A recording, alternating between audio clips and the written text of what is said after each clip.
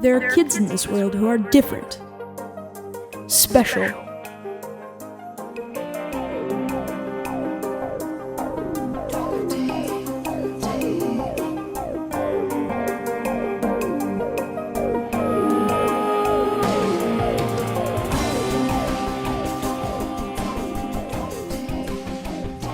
In this episode, I'll be breaking down the 38th episode of 6 Minutes Season 4, piece by piece.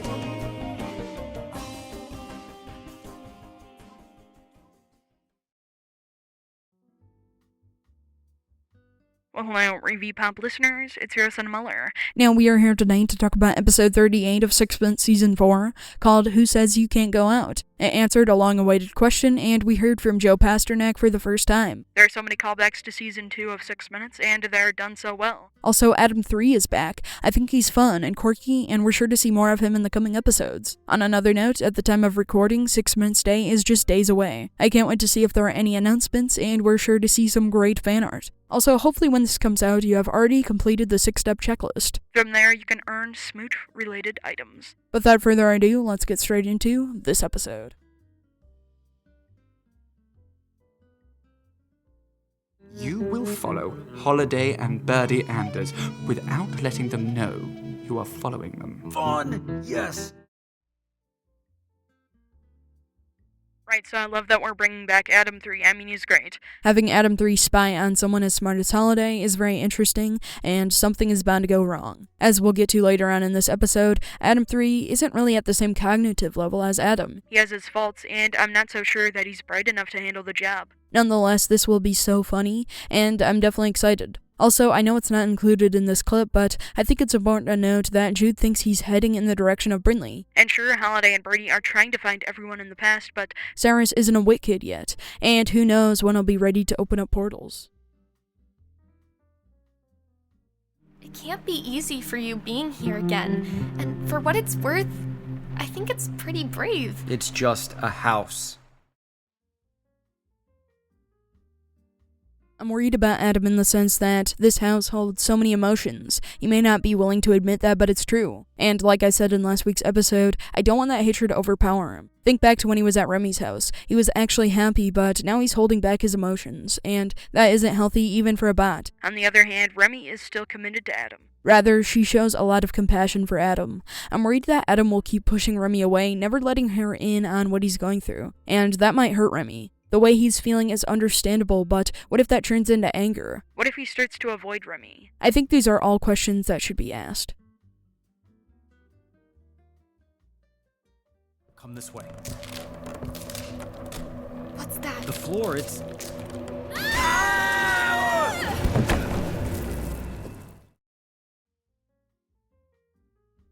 What a great callback to Season 2 of 6 Minutes. Remember how Holiday, Cyrus, and Brynleigh fell through the floor? Brynleigh was so dramatic as her jeans were ripped. And I think that's an insight as to how far she's come since then. Because she's been through so much, she no longer overreacts, and I think that's great. Anyways, because those three fell through the floorboard, Cyrus and Brynleigh were able to find a painting of Adelaide. And as we'll see in the cliffhanger, Adam will also find something shocking. Also have to point out the great sound design. It really paints a picture of how old the floor is, and it's really creepy. Pair that with the amazing music cue, and the scene is perfect. And surprisingly, the cue is very similar to the one used back in Season 2.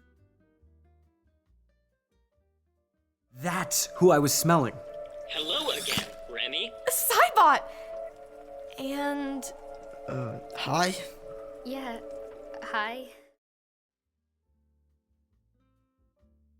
Gosh, this must be so awkward for River and Sam. Adam told them to stop at Thornton Rust, and they weren't expecting company. And who knows, Adam might still feel bad for telling River to go to Neverland. Now he has the chance to stop them. I know Casey doesn't want them to go there, and I don't think the Cams would like that either. They don't want two teens roaming around their island and stirring up problems. I'm sure Neverland is more controlled now, but even still, I think it would be cool to see. They probably still race on animals, and it would be very nostalgic. I guess we'll find out. I could see Remy and Sam becoming friends. Remy is a ray of sunshine, and I think Sam likes that kind of energy. And Remy gets along with people very well.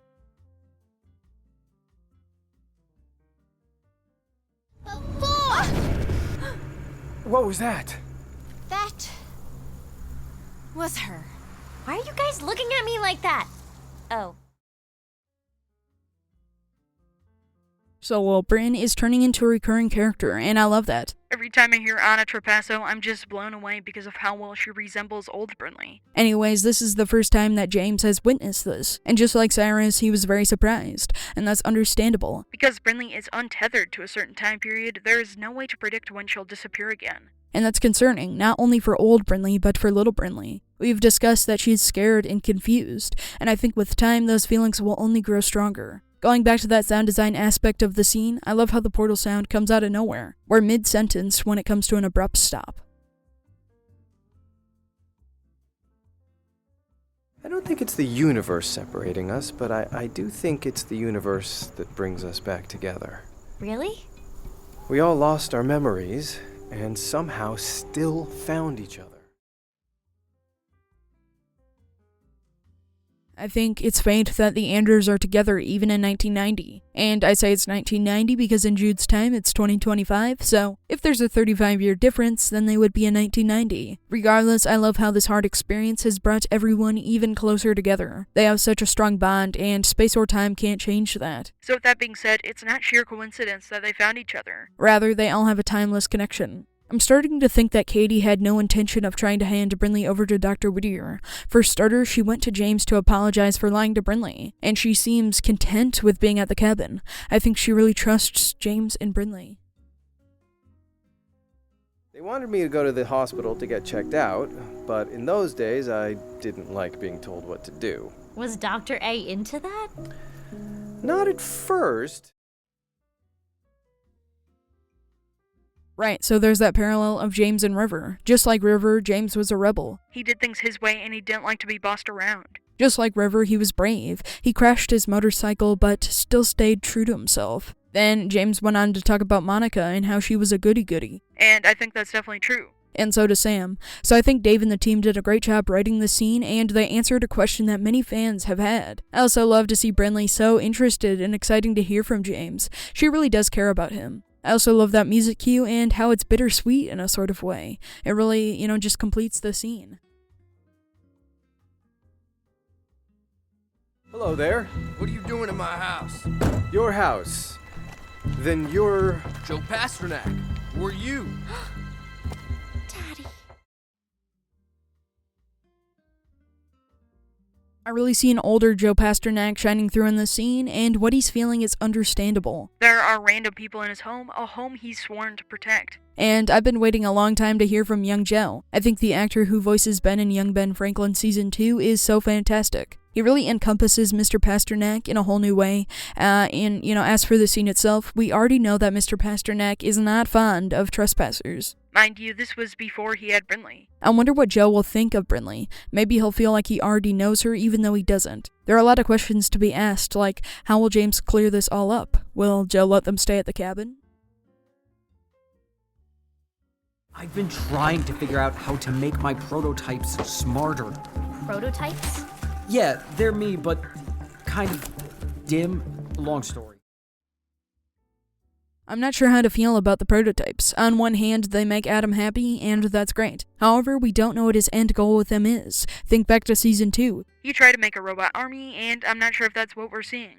I'd like to think that Adam is trying to do good, and that he won't leave Remy. Either way, I can't wait to see what he'll use the bots for. Whether that's good or bad, I'll be thrilled. I also love how he brought up the bot's intelligence. That's definitely something to consider, and I sometimes imagine all the questions Dr. Whittier had to answer while designing the robots. I think Adam is going through something similar, and I love how they can relate in that sense. Also, I loved the sound design. 1961. Jude Paxton Whittier recording. Jude. Jude? Paxton Whittier? What an exciting cliffhanger, and now we know what the B in his name stands for. Paxton. And I think that's so exciting. And I wonder what Adam's reaction will be. This was asked on Rewind, and I think it's a great question. How mad do you think Adam is? Thank you all so much for listening. I'd appreciate it if you could follow the podcast wherever you listen. Until next time, this is Landon saying peace, love, and time travel.